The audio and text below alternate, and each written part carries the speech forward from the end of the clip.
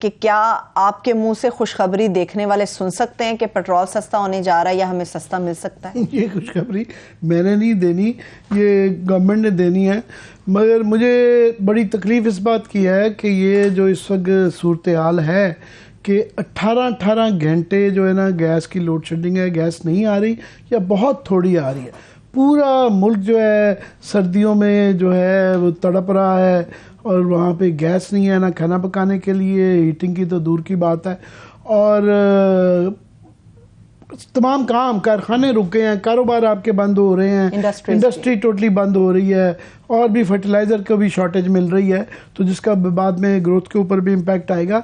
मगर काफ़ी सारा इस तरह था जो कि रोका जा सकता था, कम किया जा सकता था। काम इस तरह किया जा सकता था, एक तो ऑफ कोर्स पीछे गवर्नमेंट ने गलती की थी कि एलएनजी के कॉन्ट्रैक्ट लास्ट टर्म नहीं किए थे, इस वक्त बहुत महंगी हो गई है। मगर अभी जो है खबर ये दी गई है आज हमें कि रशिया से मुसद्दिक मलिक की निगरानी में एक डेलीगेशन गया है, उन्होंने कहा जी हमारा अब रशिया से कॉन्ट्रैक्ट होने जा रहा है। अच्छा, मेरा सवाल ये है कि ये 8 माह क्यों लगाए गए? आप और हम यहाँ पे बड़ा शोर मचाते रहे कि रशिया इस वक्त, इंडिया ने अपनी इकोनॉमी दुरुस्त कर ली है। इस सारे कोविड में जो उनको लॉसेस हुए थे, उन्होंने ना सिर्फ कि अपना मतलब 1/3 जो था ना वो तेल लेते थे, उन्होंने डबल ट्रिपल कर दिया, उसको ट्रिपल करके अपना सस्ता तेल लेके 1/3 ऑफ द कॉस्ट के ऊपर, और उसके बाद उसको रिफाइन करके दुनिया भर में भी बेचा। उन्होंने बिलियंस ऑफ डॉलर्स की ट्रेड कर दी, चीन ने भी की, इवन सऊदी अरेबिया उनसे लेके दुनिया को दे रहा है। हमने नहीं लिया और हम ये झूठ बोलते रहे कि इस बात का इम्कान था कि दुनिया भर उनके साथ बार्टर में हम अमेरिका की कदम है जी, अमेरिका पता नहीं क्या कर देगा। हालांकि हम अभी भी रशिया के साथ युआन में और रूबल्स में ट्रेड कर रहे हैं। हाँ। और वहाँ पे उनके हमारे एम्बेसडर साहब ने वहाँ कहा कि इसको एक्सप्लोर किया जा सकता है, कि इसे कहते हैं करेंसी स्वैप, कि हमें चीन उसके ज़रिए युआन दे दे और हम वो करवा के जो बाहर की स्विफ्ट की बैंकिंग की जो कदम है उससे बच सकते थे। दूसरा, हमें डेयर करना चाहिए था अमेरिका को, उस सेंस में कि इंडिया ने इस तरह कहा, उन पर भी कदम, उन्होंने कहा हमारी जिंदगी मौत का मसला, हमारा अवामी मुफाद है, तो हमने वो पहले कहा। दूसरा, क्योंकि इमरान खान ने जाते हुए कहा था कि जी एक रीज़न मुझे साइफर का केस निकल आया कि अमेरिका ने निकलवाने की कोशिश की, और ये थी एक वजह ये थी कि वो रूस चले गए थे, और उन्होंने कहा जी रूस में पूछ के ही गया था।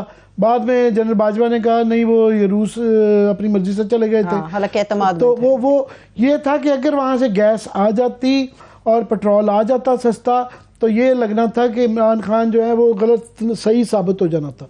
उस वजह से ये डिले करते अवाम को सफ़र कराया गया। अब 8 माह बाद ये कह रहे हैं कि जी राज़ी हो गया है। भाई राज़ी आप हुए हैं, रशिया तो डे 1 से कह रहा था कि आप उनके डर की वजह से राज़ी नहीं हो रहे, तो आप राज़ी। मगर अभी भी पता नहीं है कि जब होगा तब होगा, अभी भी बातें हैं, तो अभी कॉन्ट्रैक्ट सामने नहीं आया। याद रहे कि इस वक्त सिचुएशन ये है कि पूरी G8 के जो कंट्रीज़ हैं उन्होंने कहा है कि जो रशिया है वो कोई भी कदम लगाएंगे, हम 60 रुपए पर बैरल से ऊपर नहीं बेच सकता, ना ही कोई खरीदेगा तो हम कदम लगाएंगे। रशिया ने कहा है कि नहीं जनाब, मैं बायलैटरली हर मुल्क के साथ बात करेंगे, हम खुद देंगे, हम नहीं आपकी कदम मानते। और सारे लोग ही ले रहे हैं, किसी को ये कदमों की परवाह नहीं रही है। आपकी लाइफ एंड डेथ का मसला है। हमारी जो इन्फ्लेशन देखें, हमारी इकोनॉमी देखें, हमारी एनर्जी की 18 घंटे की हमारी लोड शेडिंग हो रही है गैस की, और तो वो अब वो तैयार है, मेरा ख्याल है ग्राउंड है, मगर हमारी नीयत का नहीं पता कि इससे ये गलत साबित हो जाएंगे और इमरान खान दुरुस्त साबित हो जाएगा। और उसके दौरान में ये जो economic crisis largely energy crisis है। हमारा सबसे बड़ा खर्चा जो होता है वो पेट्रोल और गैस का होता है, पेट्रोलियम प्रोडक्ट्स का होता है। ये तकरीबन 20-25 अरब डॉलर तक ये चला जाता है।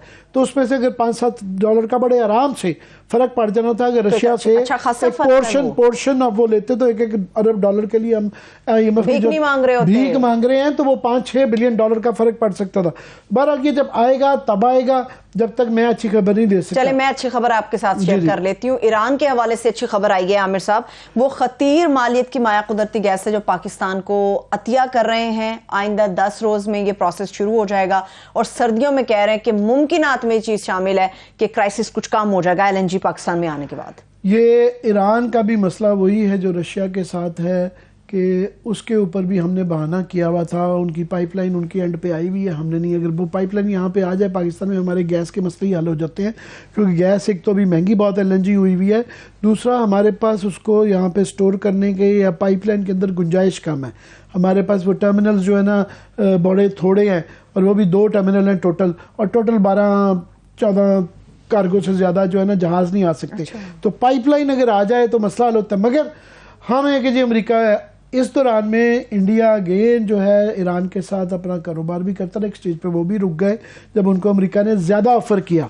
तो अभी वो कदम नहीं लगती अगर ये ऑफ़र पूरी हो जाए और ईरानी भाई हमारी ये मदद कर दें कि ये मुफ्त में दे रहे हैं या अतिया दे रहे हैं, तो ये ख़ास तौर पे ये सर्दी में मेरा ख्याल ये बहुत अच्छी चीज़ हो जाएगी। इस वक्त और कोई चीज़ हमें नहीं बचाती, वरना ये मिनिमम जो है कई महीनों तक लोग जो मर रहे हैं, तो 18 घंटे की ये बहुत बड़ा फेवर होगा अगर ये पूरा इम्प्लीमेंट हो जाता है। तो मेरा ख्याल है फिर ये, हाँ आप कह सकती हैं कि उम्मीद की एक किरण है, उससे शॉर्ट टर्म में कुछ फ़र्क पड़ेगा, मिटिगेट होगा, ख़त्म नहीं होगा। अब पता नहीं उसकी डिटेल्स आएंगी कि कितनी गैस वो देने के लिए ऑफ़र कर रहे हैं, क्योंकि हमारी गैस का जो गैप है वो बहुत ज़्यादा है। तो अभी ये इसकी डिटेल्स आ जाए, पर इफ़ ट्रू तो ये गॉड सेंड, अल्लाह की तरफ से भेजी हुई इमदाद इंशाल्लाह। एक और भी खबर अभी ताज़ा आई है, कैबिनेट की तरफ से जनरल फैज़ हमीद और जनरल अजहर अब्बास, इनका इस्तीफ़ा जो है वो मंजूर कर लिया गया। जी, ये काफ़ी दिन से ये मामला चल ही रहा था, मगर अभी एक बड़ी तब्दीली आई है, मैं समझता हूँ मुस्बित तब्दीली आई है, कि पहले छोटी मौसम की खबर से लेके ट्रैफिक की खबर तक ISPR क्रिकेट की मुबारकबाद दी जाती थी। तो ISPR का रोल एक क्लियरली बदला हुआ नज़र आ रहा है कि ये काफ़ी सारी जो ट्रांसफ़र पोस्टिंग्स हुई हैं उन्होंने इसकी कोई ख़बर नहीं दी, और उनका ये कहना है कि ये हमारा इंटरनल मामला है। हम तो कहते हैं अपने इंटरनल मामले पे रखिए, क्योंकि जब ये आती हैं कि जी मेरे जनरल फलाने आ गए, लेफ्टिनेंट जनरल आ गए, फिर लोग डिस्कस करना भी शुरू हो जाते हैं, और ये बड़ी अच्छी बात है।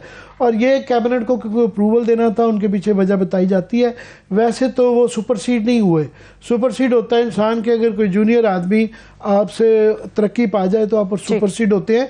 इन्होंने अप्रैल में रिटायर होना था, मगर मेरा ख्याल है क्योंकि उनका नाम लिया जा रहा था और ये प्रॉब्लम आ जाती, कमराडरी आ जाती है, एक बैच के लोग होते हैं तो पहले आप बराबर के होते हैं, तो जब जूनियर बन जाते हैं, हालांकि वो थोड़े से जनरल आसिम मुनीर इनसे सीनियर हैं, वो OTS का कोर्स है, ये PMA का कोर्स है, मगर बहरहाल वो उन्होंने ये अपना मर्जी अगर दिखाई है सुपर, तो वो अपनी वक्त से पहले जो है वो करना एक ऑनरेबल तरीके से। चलिए ठीक है, let's hope for the best.